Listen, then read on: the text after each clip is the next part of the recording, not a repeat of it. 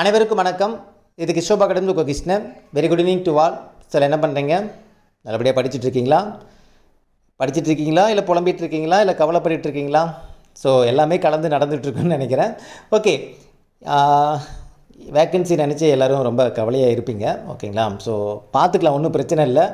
Vacancy எப்படி இருந்தாலும் இதோடு நிற்க போகிறது கிடையாது. வேக்கன்சி கண்டிப்பாக இன்க்ரீஸ் பண்ணுவாங்க. சரிங்களா? இன்றைக்கி நைட்டு ஒரு 10 மணிக்கு ஒரு லைவ் வரேன். ஓகேங்களா? நம்ம இது சம்மந்தமாக டிஸ்கஸ் பண்ணலாம். வேக்கன்சி இன்க்ரீஸ் பண்ணுறதுக்கு என்னென்ன ஸ்டெப் எடுக்கணுமோ அதையும் எடுக்கலாம். சைட் பை சைட் நம்மளோட ப்ரிப்பரேஷனில் எந்த இடத்துலையுமே எந்த ஒரு காரணத்துக்காகவும் நம்ம தொய்வு ஏற்படக்கூடாது. ஏன்னா நமக்கு 3000 வேக்கன்சியோ 6000 வேக்கன்சியோ 10,000 வேக்கன்சியோ நம்மளோட ப்ரிப்பரேஷன் அப்படிங்கிறது ஒரே மாதிரி தான் இருக்கணும்.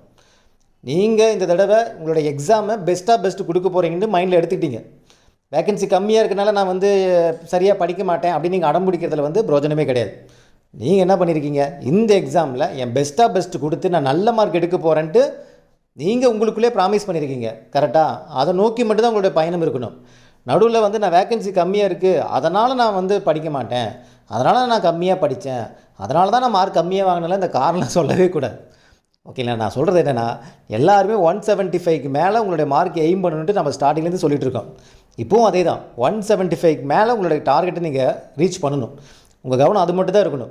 வேக்கன்சி பாட்டு உங்களுக்கு நான் சொல்கிறல, நீங்கள் கரெக்டாக படிச்சுட்ருங்க. உங்களுக்கு சாதகமாக வேக்கன்சி உங்களுக்கு தகுந்த மாதிரி அமையும். உங்களுக்கு பாஸ் பண்ணுறதுக்கு எந்த வேக்கன்சி நிற்கணுமோ அந்த வேக்கன்சி நிற்கும்.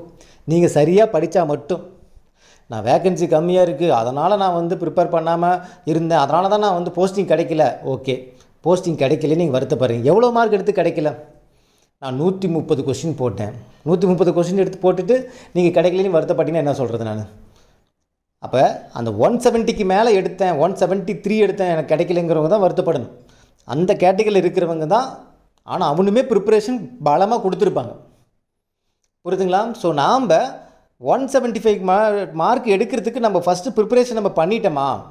பண்ணி முடித்தவங்க மட்டும் வருத்தப்படுங்க.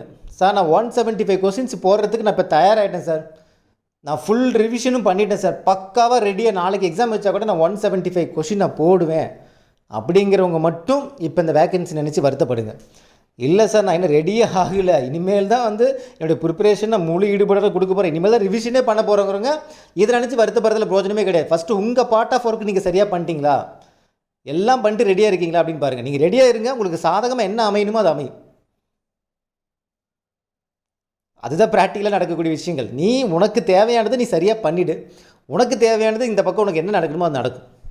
அவ்வளோதான். ஓகேங்களா? சரி, சம்மந்தமாக டீட்டெயிலாக நம்ம இன்றைக்கி ஜென்ரல் லைவில் பேசலாம் வாங்க. நீங்கள் ஃபைனலாக பார்த்தோன்னா 2025 வேக்கன்சி நீங்கள் பாருங்கள். ஆரம்பத்தில் வந்ததுக்கும் ஃபைனலாக நீங்கள் கவுன்சிலிங்க்கு முன்னாடியே வரக்கூடிய வேக்கண்ட்டுக்கும் பயங்கர டிஃப்ரெண்ட் இருக்கும். ஓகேங்களா? அப்போ நினச்சி நீங்கள் வருத்தப்படக்கூடாது. அதுக்காக தான் முன்னெச்சரிக்கையாக முன்னாடி சொல்கிறேன் நான். சரிங்களா? கண்டிப்பாக வேக்கன்சி இன்க்ரீஸ் பண்ணிக்கலாம், ஒன்றும் பிரச்சனை இல்லை. உங்களோட ப்ரிப்பரேஷனில் எந்த இடத்துலையுமே தொய்வு ஏற்படக்கூடாது. நீங்கள் நினச்ச டார்கெட்டு நினச்சபடி நீங்கள் நல்ல மார்க் எடுக்கணும், பாஸ் பண்ணணும், அவ்வளோதான். நல்ல மார்க் எடுக்கணும், அது மட்டும் மைண்டில் வைங்க. பாஸ் பண்ணுறது உங்களை தேடி வரும்.